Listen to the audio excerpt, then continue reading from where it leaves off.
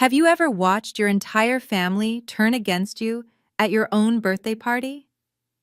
My name is Gloria Torres, and on my 32nd birthday, my millionaire father stood up in front of 50 guests at a 2 Michelin-star restaurant and called me a burden, a failure, and an embarrassment to the Torres name. My sister slid a t-shirt across the table with "Another Year of Disappointment" printed on it. My mother laughed. But what they didn't know was that I'd been waiting 5 years for this exact moment. If you're watching this, please subscribe and let me know where you're watching from.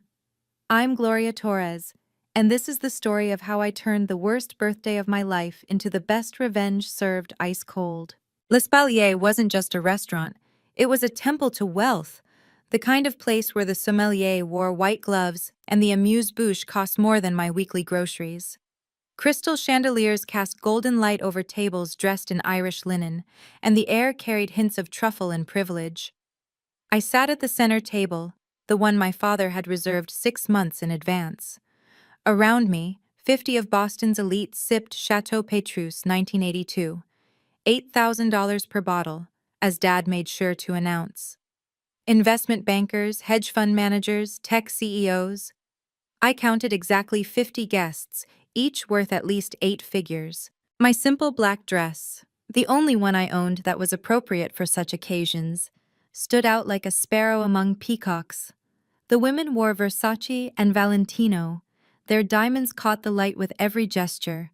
I'd chosen this dress deliberately, though none of them knew that yet.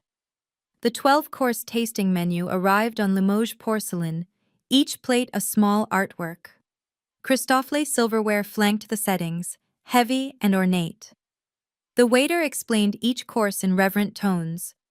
Osetra caviar with quail egg and champagne foam. Wagyu beef with black truffle reduction. I pushed the food around my plate, my stomach too knotted to eat. This wasn't a birthday celebration. It was a stage, and I was about to become the entertainment. My father checked his Patek Philippe, the one worth more than my annual teaching salary. Almost time for his speech. He'd been drinking since noon, his face flushed with expensive wine and anticipated cruelty. The irony wasn't lost on me. All this wealth, all this luxury, built on the foundation my grandfather laid with his bare hands. And here they were, about to humiliate the only person who actually understood what he'd built and why. Thomas Torres commanded attention even while seated. At 58, he wore power like his tailored Tom Ford suit, naturally, expensively, oppressively. CEO of Torres Holdings for 15 years, he'd transformed Grandpa's construction company into a real estate empire. He never missed a chance to remind me that Victoria made more in a month than I did in a year. My stepmother Eleanor sat to his right, her third glass of champagne making her Botoxed face attempt something like amusement. She'd married Dad 2 years after Mom's death, when I was 12 and still grieving. Eleanor came from old money, the kind that whispered instead of shouted, and she'd never let me forget I was the daughter of Dad's starter wife. Victoria, my half-sister, glowed with the confidence of the perpetually favored. At 28, she was already vice president of operations, a position created specifically for her. Her Hermès suit matched her Hermès bag, both gifts from Daddy for her latest acquisition deal. She kept checking her phone, probably monitoring the $50 million project she'd been bragging about all week. And then there was me. Gloria Torres, 32 today, public school teacher at Boston Elementary. The family disappointment, the one who threw away her advantages to waste her life with other people's children. They thought I was weak because I was quiet. They thought I was stupid because I chose teaching over corporate law. They thought I was defeated because I never fought back. Dad had actually said once, at last year's Christmas dinner, "At least we have Victoria to carry on the family legacy. Thank God Father isn't alive to see what Gloria's become." If only he knew what Grandpa had really thought. If only he knew what papers sat in my Hermes Birkin bag, the last gift Grandpa ever gave me. Harold Torres built his empire with calloused hands and an immigrant's hunger. He'd come from Mexico with nothing, worked construction for 10 years, then started his own company in 1978. By the time I was born, Torres Construction was worth 50 million. By the time he died, Torres Holdings was worth 10 times that. But to me, he was just Grandpa, the one who taught me chess in his study, who said education was the only wealth nobody could steal. While Dad groomed Victoria for business, Grandpa and I talked about books, justice, and why he'd named the company Torres Holdings. Because a name should mean something, mija. He died 5 years ago, on my 27th birthday. The last time I saw him, he was in the hospital, machines beeping around us. Dad was in Shanghai closing a deal. Victoria was at a yacht party in Miami. Eleanor was at a spa in Switzerland. Just Grandpa and me, like always. Gloria, he'd said, his voice paper-thin, but his eyes sharp as ever. There's something you need to know. Marcus Chen has papers for you, but you can't open them until you're 32. Why 32, Grandpa? He'd smiled then, that crooked smile that meant he knew something others didn't. Because by 32, you'll know exactly who you are, and they'll have shown you exactly who they are.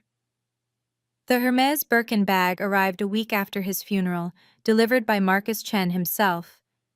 Inside was a sealed envelope with instructions not to open until my 32nd birthday.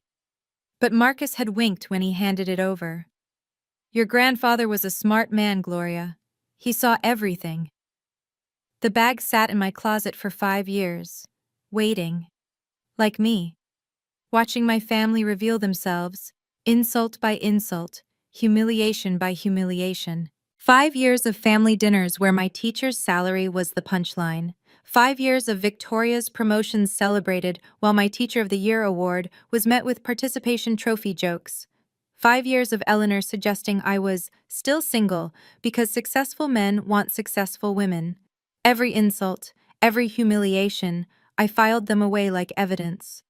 There was the Thanksgiving when Dad made me sit at the kids' table, since you like children so much. The Christmas when Victoria gave me a self-help book called It's Never Too Late to Change Careers. The family reunion where Eleanor introduced me as Thomas's daughter from his first marriage. She teaches, bless her heart.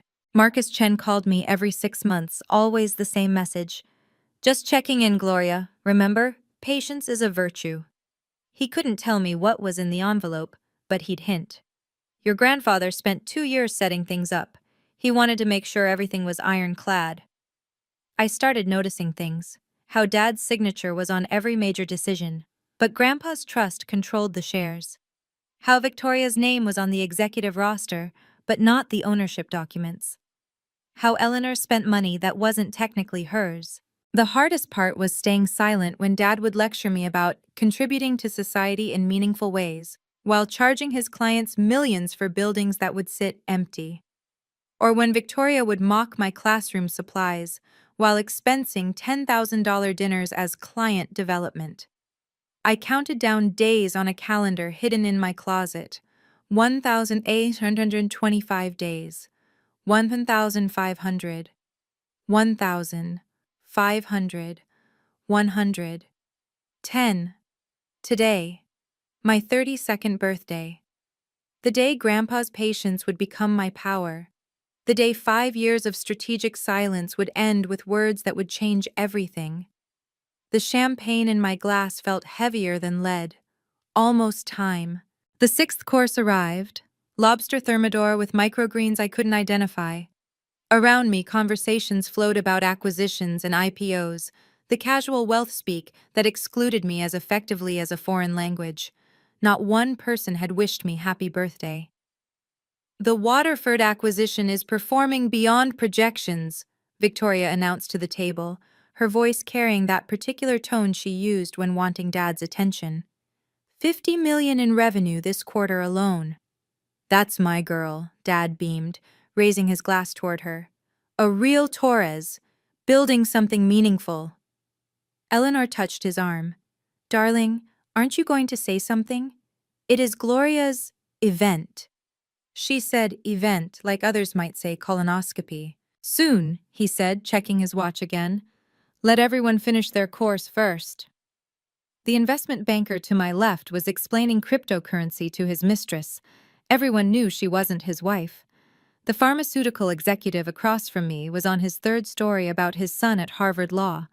Nobody spoke to me directly, though I caught the occasional pitying glance. I recognized the setup now. Dad had invited his most important associates, people whose opinions he valued, whose respect he craved. He wanted an audience for whatever he'd planned. Victoria kept smirking at her phone, typing rapidly. She'd been building to something all week, dropping hints about a special surprise for my birthday. The gift bag beside her chair, distinctive Hermes orange, sat like a threat. "Before we continue," Dad said suddenly, standing up with the fluid motion of someone who'd had just enough alcohol to feel invincible, but not enough to stumble. "I'd like to say a few words about today's occasion." The conversations died. 50 faces turned toward us. The champagne in Dad's hand caught the light like liquid gold. My heart rate stayed steady. I'd been preparing for this moment for exactly 5 years. "Ladies and gentlemen," Dad began, his voice carrying the false warmth of a practiced speaker. "Today marks a special occasion. My eldest daughter, Gloria, has reached another year of—" He paused, letting the anticipation build. "Existence." Uncomfortable chuckles rippled through the crowd. "Now, as you all know, I'm a man who values achievement, success, legacy." He gestured toward Victoria. "My daughter Victoria here just closed a $50 million deal. At 28, she's already vice president of our operations." Victoria preened. Eleanor smiled. I kept my face neutral, my hands steady on my lap. "And then there's Gloria." His tone shifted, darker now. 32 years old today.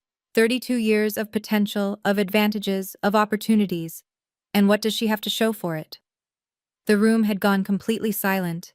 Even the waitstaff froze mid-pour. "A teaching certificate and a classroom full of other people's children." He raised his glass higher. "So today, I'd like to propose a toast. To my daughter Gloria, living proof that not all investments pay off. A burden on the family name, a failure to launch, and an embarrassment to everything the Torres legacy represents." Several guests shifted uncomfortably. The pharmaceutical executive's mistress actually gasped. But nobody intervened. Nobody defended me. Dad wasn't done. 32 years, and the only thing she's managed to achieve is making the rest of us look better by comparison. "So here's to you, Gloria, to another year of disappointment." He drank deeply. Eleanor raised her glass with enthusiasm. Victoria was already reaching for the gift bag. I didn't move, didn't flinch, didn't give them the tears they expected. Because in exactly 3 minutes, Thomas Torres would learn what happened when you confused silence with surrender. "Wait, wait!" Victoria stood, her voice bright with manufactured excitement. "Before we continue, I have Gloria's birthday present." She pulled out a white t-shirt from the Hermes bag, holding it up for everyone to see. In bold black letters across the front, "Another year of disappointment." Smaller text below, "Participation trophy recipient since 1992. "I had it custom made," she announced proudly. "Thought it would be perfect for her to wear at school. You know, truth in advertising." Eleanor's giggles sounded exactly like coins dropping into a piggy bank. High, metallic, soulless. Victoria slid the shirt across the table, the fabric catching on the baccarat crystal water glasses. "Go on, Gloria. Hold it up. Let everyone see." The CFO of a tech startup was shaking his head slightly. A woman I recognized as a federal judge pressed her lips together in disapproval. But still, nobody said anything. This was Thomas Torres's table, his show, his rules. I picked up the shirt slowly, examining it as if it were fascinating. The fabric was high quality. Of course it was. Victoria never did anything halfway, even cruelty.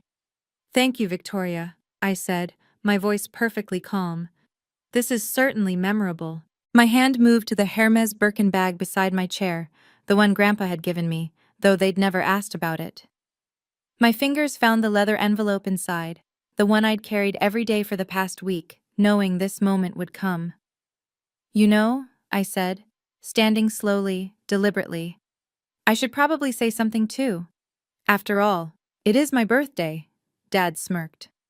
Going to thank us for 32 years of patience? Something like that, I replied, pulling out the envelope. I'd like to share something Grandpa left me. The smirk faltered. Just slightly. But I saw it. If you've ever been underestimated by your own family, type respect in the comments. And please, hit that subscribe button, because what happens next will change everything you thought you knew about sweet revenge. Let's continue. Before you embarrass yourself further, Dad said quickly, his voice taking on a harder edge, let's discuss what really needs to happen here. He pulled out his own envelope. I recognized the law firm's letterhead. This is a transfer of inheritance rights. Sign it over to someone who actually deserves it.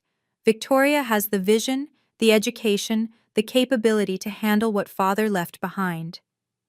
Teachers don't run multi-million-dollar companies, Gloria, Eleanor added, her voice dripping condescension. It's just common sense. You barely make $40,000 a year, Victoria chimed in. I made that last week. How could you possibly manage a real business? The paper slid across the table toward me, stopping next to the humiliation t-shirt. A pen followed. Mont Blanc, naturally. Sign it, Dad commanded. Do the right thing for once, or I'll cut off your health insurance, your phone plan, and that little supplementary check I send you every month. You think living is hard now? Try doing it completely alone. Several guests were looking at their plates now, uncomfortable with the public shakedown. But the majority watched with the fascination of Romans at the Colosseum. You're right, I said, not touching the papers. A teacher making $40,000 a year couldn't possibly understand business. Finally, some sense, Dad muttered. But here's the thing, I continued, my hand steady on my grandfather's envelope. Grandpa didn't leave the company to a teacher. He left it to his granddaughter, the one who sat with him every Sunday learning about integrity while you were golfing with clients. The one who was there when he died while you were in Shanghai. Don't be dramatic. The one, I said, opening the envelope, he trusted with everything. The federal judge leaned forward slightly. She knew something significant was happening. The investment banker stopped mid-conversation with his mistress. Even the waitstaff had found reasons to linger nearby, sensing the shift in atmosphere. This is family business, someone muttered, but they didn't look away. She's really going to do this here? Another voice whispered. The pharmaceutical executive cleared his throat. Thomas, perhaps this isn't the appropriate— Stay out of it, Richard, Dad snapped, his mask of civility cracking. My daughter needs to learn her place. Her place? The judge spoke up, surprising everyone. At her own birthday dinner? Judge Martinez, Dad's voice turned oily, political. You don't understand the full situation. Gloria has limitations. We're trying to protect her from embarrassment. Looks like you're the one creating the embarrassment, she replied coolly. Victoria's face flushed. She's a teacher. She chose to waste her life. Why should she get anything? Because it wasn't your grandfather's to give, I said quietly, pulling out the documents. It was never Dad's to control. And it was never yours to inherit, Victoria. The papers in my hand bore the official seal of the Commonwealth of Massachusetts. The notary stamps gleamed gold in the chandelier light. 50 pairs of eyes watched me stand, waiting for me to crumble like I always had before. Some with pity, some with curiosity, a few with what might have been hope. But I wasn't the same woman who'd walked in here an hour ago. I wasn't even the same woman who'd been insulted 5 minutes ago. I was Harold Torres's granddaughter, and I was done being anyone's disappointment. My fingers found the phone in my pocket, Marcus Chen's number already dialed, waiting for speaker mode. I looked at the transfer papers Dad had slid across the table, then at his face, so confident, so certain of my weakness. You're absolutely right, I said softly. The room exhaled collectively. Dad's shoulders relaxed. Victoria smirked. I'm just a teacher, I continued, my voice steady, almost apologetic. I chose a classroom over a boardroom. I chose children over contracts. Finally, Eleanor muttered. some self-awareness. I make $40,000 a year. I buy my clothes at Target. I drive a 10-year-old Honda. I picked up the Mont Blanc pen, testing its weight. I'm everything you say I am. A disappointment, a failure, an embarrassment to the Torres name. Dad was already reaching for the papers, ready to witness my signature. Victoria had her phone out, probably ready to announce her new position to her social media followers. "But you forgot something," I said, setting the pen down without signing. "I'm also Harold Torres's granddaughter, and while I may not be a businesswoman," I pulled out the first document from Grandpa's envelope. He was. The legal seal caught the light. The header read, "Last Will and Testament of Harold Jesus Torres." Dad's face went white. "That's not possible. I saw the will. I was there when—" "When you saw the decoy will?" I asked. "The one Grandpa filed publicly to keep you from interfering? Or the real one, filed under seal with the probate court, with instructions to be opened only on my 32nd birthday?" My phone buzzed. Marcus Chen, right on time. "Should I put him on speaker?" I asked the room. "Or would you prefer to hear this privately, Dad?" For the first time in my life, Thomas Torres had no words. The silence stretched like a held breath. Victoria's phone slipped from her fingers, clattering against her plate. Eleanor's champagne glass trembled in her hand. "This is ridiculous," Dad managed, but his voice had lost its authority. "Father's will was clear. The company passes to his son, then to his grandchildren equally." "The public will said that," I agreed, unfolding the documents with deliberate slowness. "But Grandpa filed 2 wills, perfectly legal in Massachusetts, as long as the second one is properly witnessed and explicitly revokes the first." "That's not— You can't—" I pressed speaker on my phone. Marcus Chen's calm voice filled the restaurant. "Good evening, Gloria. Happy birthday. Are you ready to proceed?" "Hello, Marcus. Yes, I think it's time." "For the record," Marcus said, his voice carrying the weight of legal authority, "I am Marcus Chen, senior partner at Chen, Whitfield, and Associates. I served as Harold Torres's personal attorney for the last 15 years of his life. I can confirm that the document Gloria is holding is genuine, properly executed, and legally binding." The federal judge stood up slightly, her professional interest clearly piqued. "Mr. Chen, are you saying there was a sealed will?" "Indeed, Judge Martinez. Filed with the probate court 5 years ago with specific instructions for release on Gloria Torres's 32nd birthday. I have copies here in my office, all properly notarized and witnessed." "But why?" Victoria started. "Should I read the relevant passage?" I asked, looking directly at my father. His face had gone from white to a concerning shade of red. "Don't you dare!" But I was already reading, my voice clear and steady in the silent restaurant. "To my granddaughter, Gloria Maria Torres," I read, my voice carrying across the silent restaurant. "I leave 51% of all shares in Torres Holdings, to be transferred upon her 32nd birthday." The sound Victoria made was inhuman, somewhere between a gasp and a shriek. "This controlling interest," I continued, "is given with full voting rights and immediate effect upon the stated date, superseding any and all previous arrangements." "That's impossible!" Dad slammed his hand on the table, making the crystals sing. "I own 40%. Victoria has 10. Eleanor has—" "Nothing," Marcus Chen's voice cut through. "Eleanor Torres has no legal stake in Torres Holdings. Thomas, you actually own 20%. Victoria owns 5%. The remaining 44% was held in trust by Harold Torres." "But the board meetings, the votes— You've been voting proxy shares," Marcus explained. "Harold allowed it to continue as long as certain conditions were met. Those conditions were violated tonight." I pulled out the second document, the share certificates, embossed with gold seals. 51%. Controlling interest. As of— I checked my phone. 12 minutes ago, when I officially turned 32. The tech CFO whistled low. That's a complete takeover." "It's fraud!" Victoria shrieked. "You manipulated a dying old man." "Mr. Chen," I said calmly, Would you please tell everyone when this will was actually executed? 5 years and 6 months ago, Marcus replied, when Harold Torres was in perfect health, of sound mind, and had just received his annual cognitive assessment, which he passed with flying colors. I have the medical records here. Dad's hands were shaking now. Why? Why would he do this? I looked him straight in the eye. Should I tell them, or would you like to guess? There's more, I said, finding the next page. Grandpa was very thorough. Gloria, please. Dad's voice had shifted from anger to something like fear. We can discuss this privately. Like we discussed my birthday privately? I asked.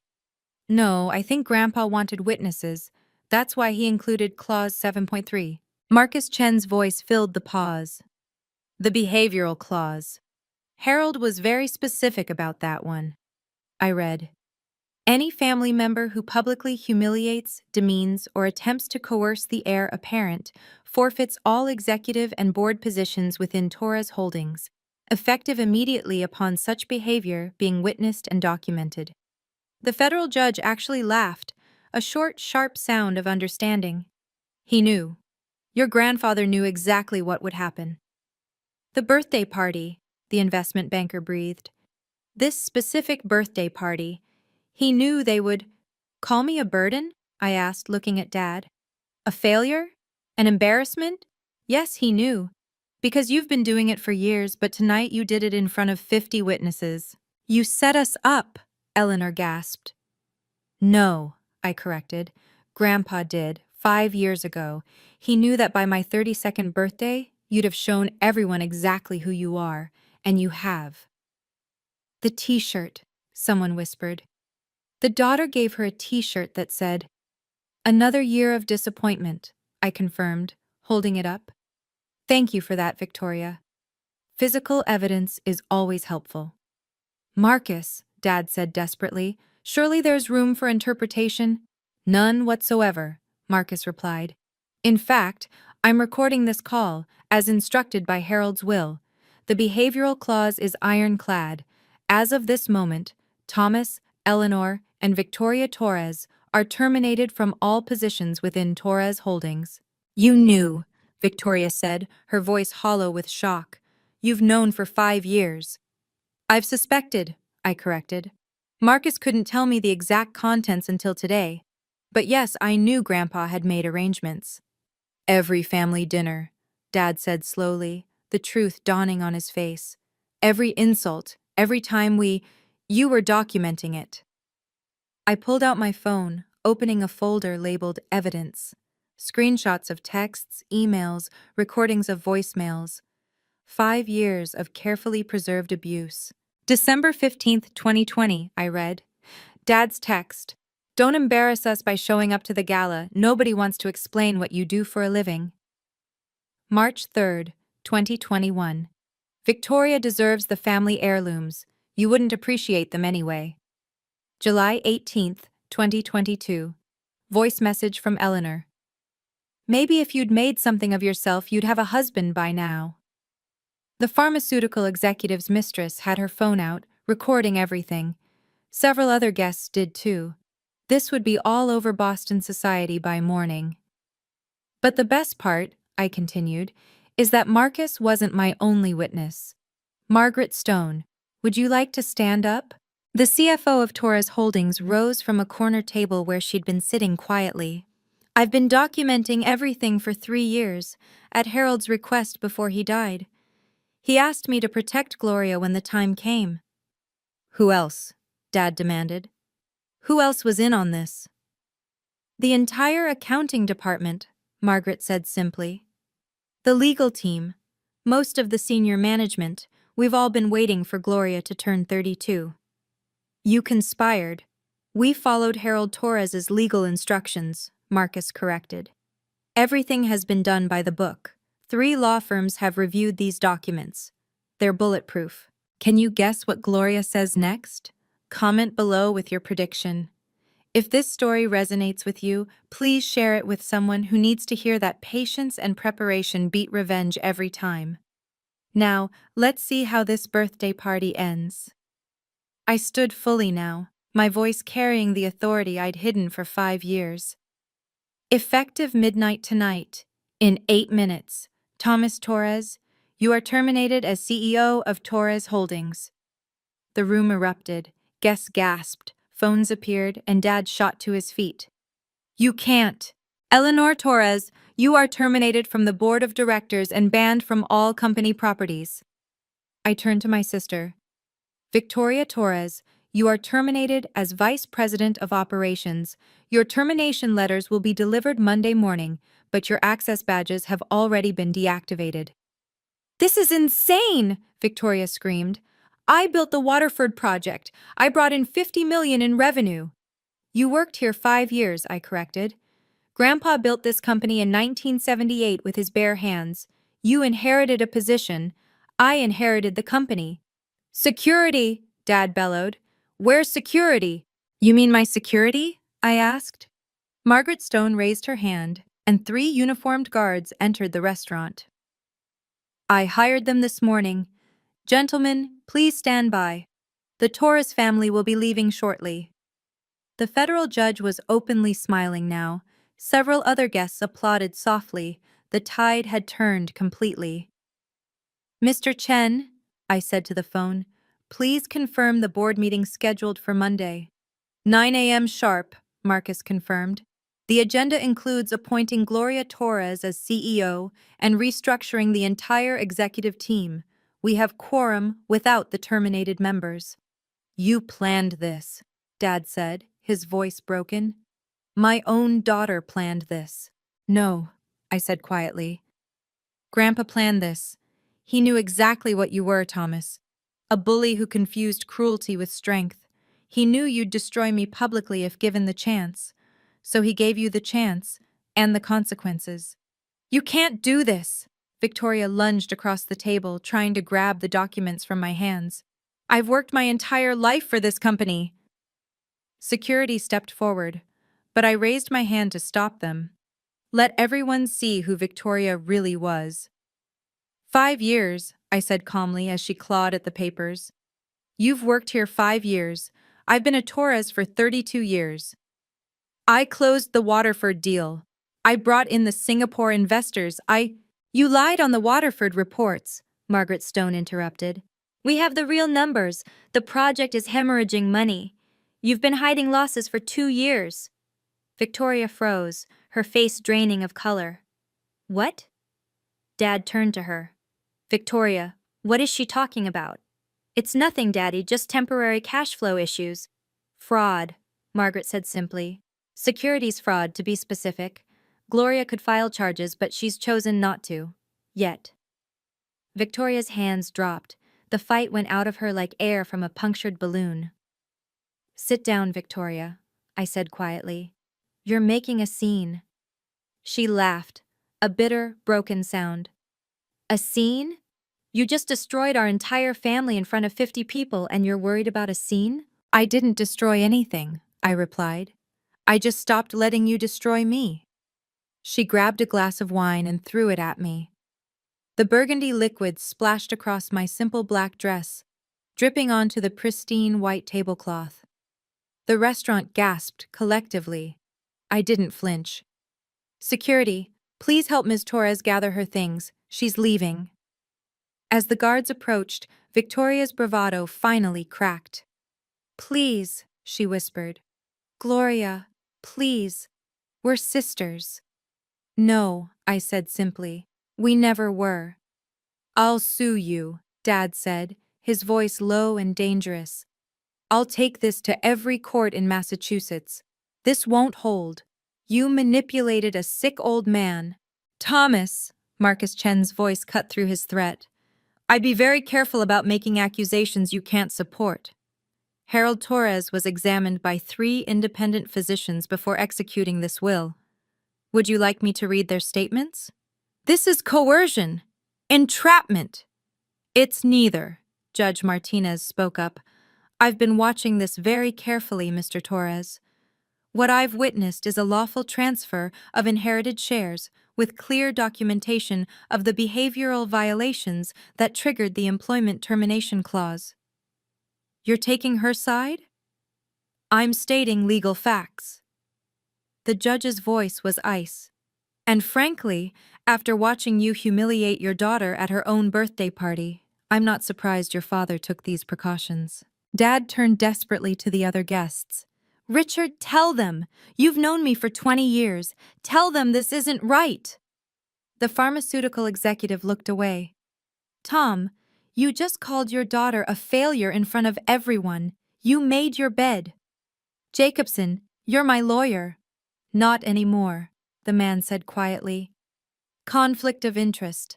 Besides, I've seen the documents. Chen's right. They're bulletproof. 3 firms confirmed it. Wilson and Associates, Brennan Legal, and Hartley, Smith, and Partners. You all knew? Dad's voice cracked. You all knew this was coming? We suspected, someone said.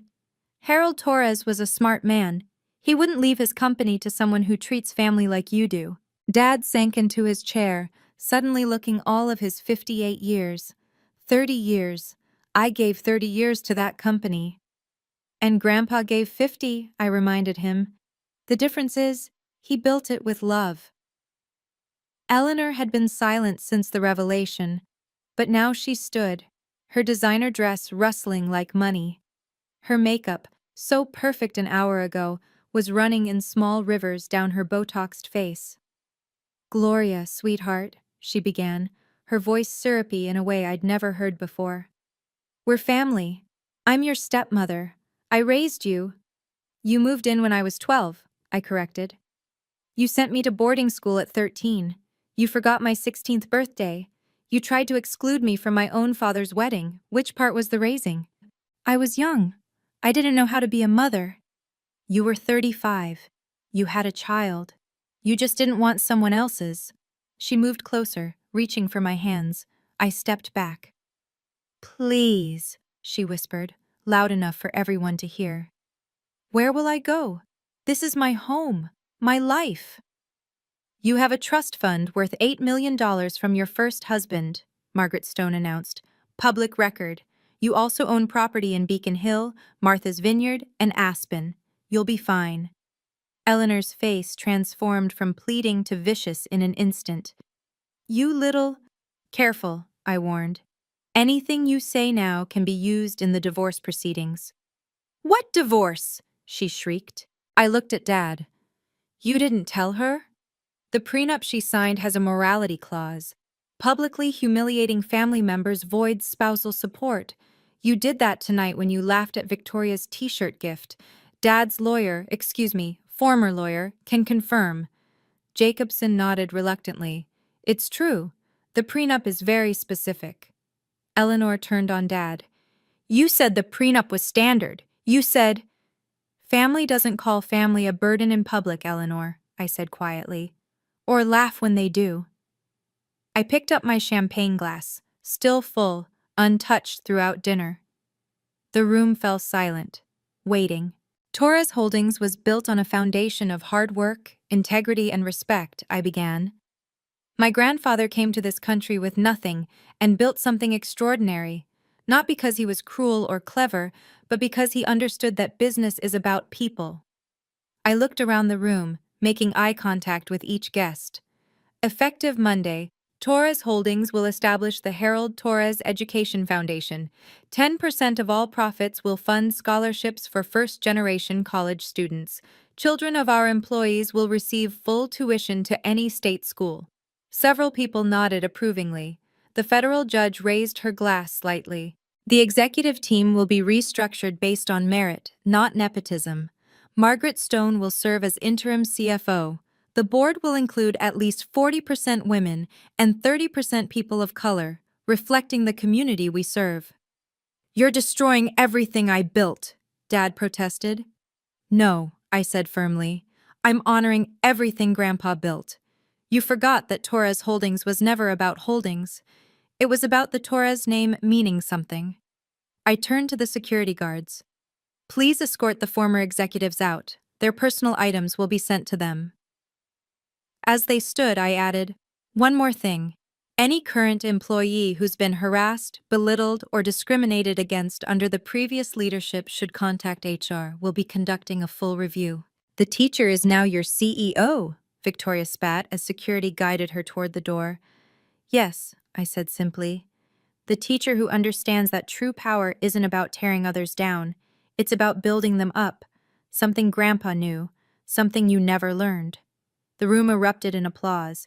As security guided my family toward the exit, Margaret Stone stood up, her champagne glass raised. I've waited 10 years for this moment. The room turned to her, surprised by the emotion in her voice. Harold Torres hired me when no one else would, she continued. A black woman CFO in Boston's Old Boys Club. Thomas fought it every step, but Harold insisted. She looked directly at my father, who had stopped at the door. You made my life hell, Thomas. The jokes, the exclusion from meetings, the time you accidentally left me off the Shanghai trip. I documented everything. Harold knew.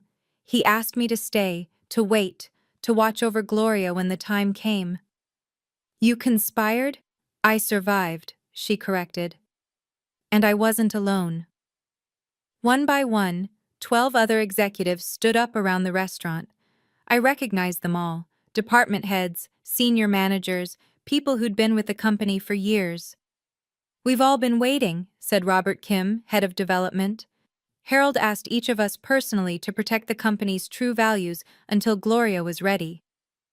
He knew you'd show your true colors eventually, added Sarah Martinez, legal counsel. Tonight exceeded even his expectations. Dad's face cycled through emotions, rage, betrayal, disbelief. My own employees. Gloria's employees, Margaret corrected. We work for her now. And Tom, that harassment I mentioned? I have recordings, emails, witnesses. Gloria could destroy you completely, but she won't, because she's Harold's granddaughter. She has class. Your grandfather would be so proud, Gloria, said James Wright, the oldest board member. He always said you were the only one who understood what he'd built. Victoria laughed bitterly from the doorway. A conspiracy. The whole thing was a conspiracy. No, I said quietly. It was a promise. Grandpa's promise to protect what mattered.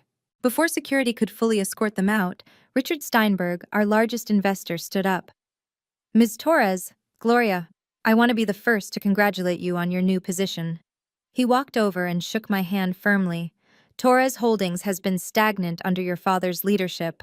Too much ego, not enough innovation. I look forward to your fresh perspective. The Singapore deal, Victoria said desperately. Richard, you loved the Singapore deal. The deal built on fraudulent numbers? He shook his head. My forensic accountants flagged it weeks ago. We were about to pull out entirely. But now, with new leadership, his words triggered an avalanche. Other investors and partners began standing, approaching me with handshakes and business cards. We'd like to discuss the Education Foundation, said the CEO of Boston First Bank. Corporate social responsibility is our priority this year. The Waterford property could be converted to mixed-income housing, suggested a city councilwoman, if you're interested in community development. My firm would be honored to handle your legal representation going forward, offered a senior partner from one of Boston's most prestigious law firms. In 5 minutes, I watched my father age 10 years. Every handshake I received was a relationship he'd lost. Every congratulation was a nail in the coffin of his career. This isn't over, he said weakly. Actually, it is, Marcus Chen's voice came through the phone. I've just received confirmation from the board. The emergency meeting has been called for tomorrow morning. The motion to confirm Gloria as CEO is already secured with majority support. 51%, I said quietly. It's amazing what you can do with a controlling interest and the truth on your side. Security finally began moving my family toward the exit. The entire restaurant watched as the Torres dynasty changed hands in real time. Victoria made one last desperate grab for my phone, trying to snatch it from the table. That's company property. Everything about the company is mine, I finished calmly, pulling the phone away. Security, please. The guard gently but firmly took Victoria's elbow. She jerked away, stumbling in her designer heels. Don't touch me. Do you know who I am? A former employee, the guard said simply. Eleanor tried to maintain dignity as she walked, but her heel caught on the carpet. She stumbled, her Hermes bag spilling its contents across the floor. Pills, flask, a company credit card that would be canceled within hours. No one helped her gather her things. Dad walked in complete silence, his shoulders slumped, his earlier bravado completely extinguished. The man who'd commanded rooms for 30 years looked smaller with each step. They reached the door, the same door they'd pushed me through metaphorically so many times. The door I'd walked through feeling worthless, feeling like nothing, feeling like the family disappointment. But then Dad turned back. His eyes met mine across the restaurant, and for a moment, I saw something I'd never seen before. Understanding. He opened his mouth to speak, and the entire restaurant held its breath. Your grandfather, he said, his voice barely carrying across the room. He never trusted me. I know, I replied simply. I gave everything to that company. Everything. You took everything from that company, I corrected. There's a difference. He stood there for another moment. This man who'd been my tormentor for so long looking suddenly fragile and mortal. He saw something in you I refused to see, Dad said, his voice hollow. Even when you were young, especially when you were young. The admission hung in the air like a confession. He used to watch you in board meetings, he continued. You'd sit in the corner doing homework, and he'd say, that one listens, that one learns. I thought he was going senile. He was preparing me, I said quietly. Every Sunday visit, every story about the business, every lesson about integrity, he was teaching me to wait. For this moment. For the truth to matter. Dad laughed, a bitter, broken sound. You played the long game, 5 years of humiliation, and you never broke character. It wasn't character, I replied. It was survival, and hope that someday the documents would speak louder than the insults. I suppose you want an apology. No, I said, surprising him. I want you to leave. Apologies from you mean nothing because you're only sorry you lost, not sorry for what you did. I'm your father, biologically, I agreed. But Grandpa was my family. He's the one who showed up to my school plays. He's the one who celebrated my teaching degree. He's the one who saw me. Dad's face crumpled slightly. He never trusted me. Now I know why. Neither do I said simply. Goodbye, Thomas. He turned without another word and walked through the door. Eleanor and Victoria had already been escorted to the valet. The door closed behind him with a soft click that sounded like finality. The restaurant was silent for a moment. Then someone started clapping slowly. Then another. Then another. The applause washed over me like a wave, but I barely heard it. I sank back into my chair, suddenly exhausted. The adrenaline that had carried me through the confrontation was fading, leaving behind a strange mix of triumph and sadness. The restaurant slowly returned to normal. Waiters began clearing plates, guests returned to their own conversations, though many kept glancing my way with expressions of respect and curiosity. I looked at the empty chairs where my family had sat. The wine stain from Victoria's tantrum was still spreading across the white tablecloth. Eleanor's champagne glass sat abandoned, lipstick smeared on the rim. Dad's napkin was crumpled beside his plate, the food barely touched. For the first time in 32 years, I was alone on my birthday by choice, not circumstance. Margaret Stone approached quietly. Gloria? The board members would like to schedule a breakfast meeting tomorrow before the official vote, just to discuss transition plans. Of course, I said, my voice steady despite the earthquake inside me. 8 o'clock? Perfect. She paused. Your grandfather would be incredibly proud. You handled that with more grace than they deserved. After she left, I raised my champagne glass to the empty chair where Grandpa used to sit during family dinners. the one Dad had removed after the funeral because it was morbid to keep an empty place setting. "Happy birthday to me," I whispered, and finally took a sip. The champagne was perfect, French, expensive, everything my family valued, but it tasted like victory, like patience rewarded, like promises kept. For the first time in 32 years, I celebrated my actual birthday. Not as the family disappointment, but as Harold Torres's granddaughter and the rightful heir to everything he'd built.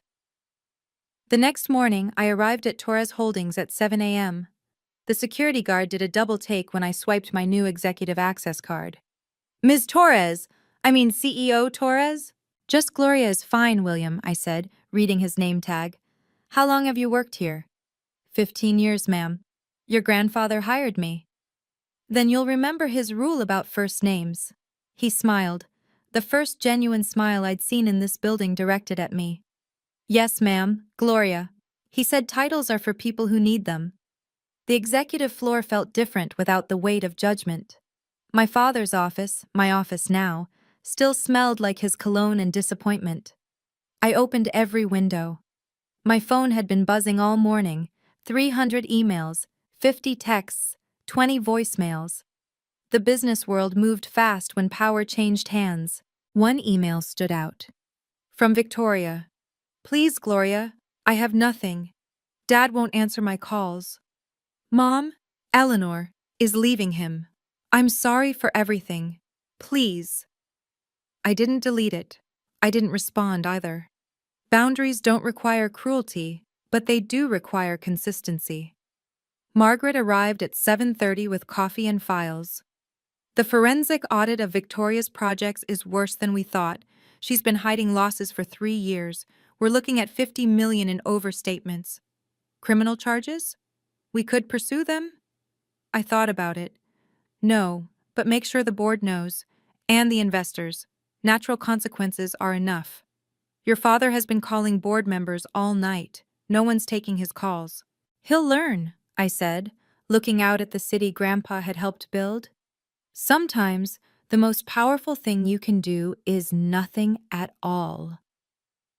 By Friday, the full scope of my father's mismanagement became clear. Margaret and the forensic team had uncovered a decade of questionable decisions, nepotism hires, and what bordered on embezzlement.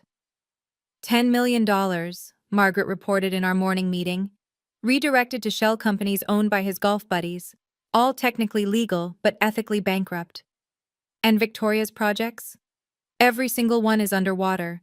She was using new investor money to hide losses from previous deals. Classic Ponzi behavior. I could have destroyed them both with this information. One call to the SEC, one leak to the Boston Globe, and they'd be finished. Instead, I had legal draft a simple letter.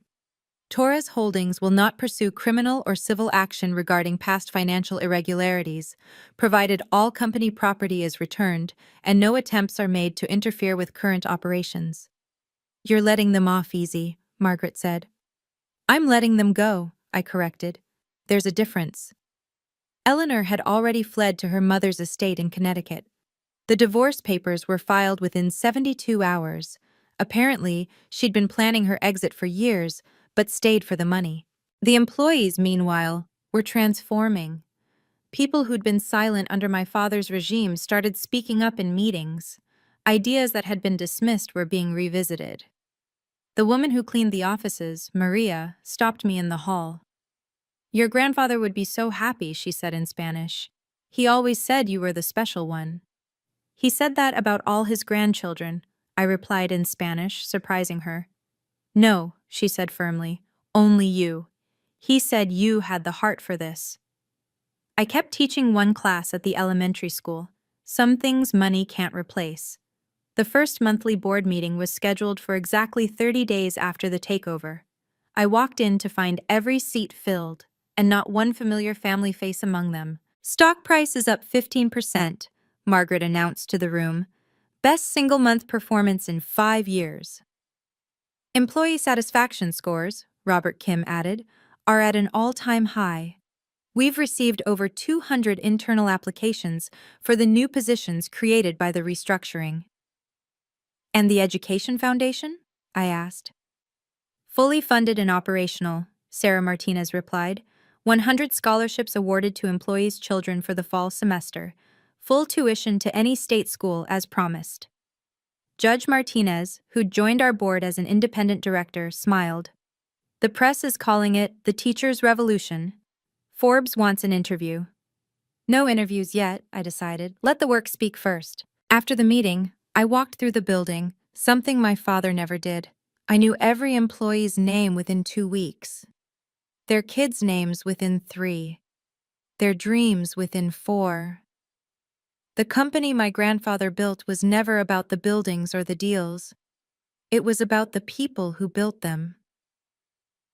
Gloria, someone called from accounting. Did you see? The Waterford property got approved for mixed-income housing, 200 units, 30% affordable. Victoria's vanity project transformed into something meaningful. She'd predicted it would make us millions. Instead, it would make us matter. That afternoon, I stood in what used to be my father's office, looking at the portrait of Grandpa that I'd had restored to its place of honor. 10% to education like you always wanted, I told the painting, and the company name means something again. I kept teaching part-time.